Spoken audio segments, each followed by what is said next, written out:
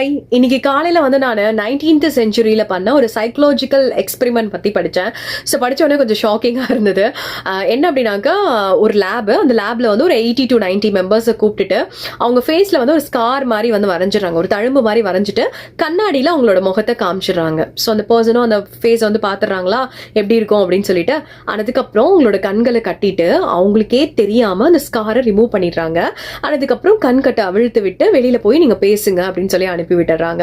இவங்களும் போய் நிறைய பேரோட சோஷியலா இன்ட்ராக்ட் ஆறாங்க. அதுக்கப்புறம் திருப்பியும் அவங்களை கூப்பிட்டு, நீங்க இப்ப வெளியில போய் பேசுனீங்கல்ல, ஸோ எப்படி இருந்தது இந்த எக்ஸ்பீரியன்ஸ் அப்படின்னு சொல்லி கேட்கும்போது எல்லாரும் என்ன சொல்லியிருக்காங்க அப்படின்னாக்க, இல்ல we are not happy.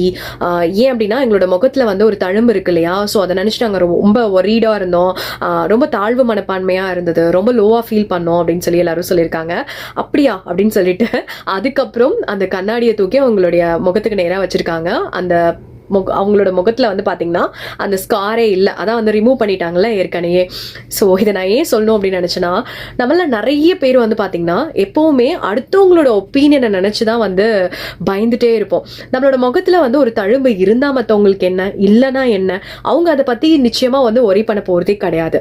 But நம்ம தான் அவங்களோட ஒப்பீனியன்ஸை தூக்கி நம்மளோட தலை மேலே வச்சுட்ருக்கோம். ஸோ இந்த மாதிரி இருக்கக்கூடாது அப்படின்றது சொல்கிற மாதிரி இருந்தது அந்த சோஷியல் எக்ஸ்பெரிமெண்ட். அதனால தான் உங்ககிட்ட வந்து ஷேர் பண்ணேன். தேங்க்யூ.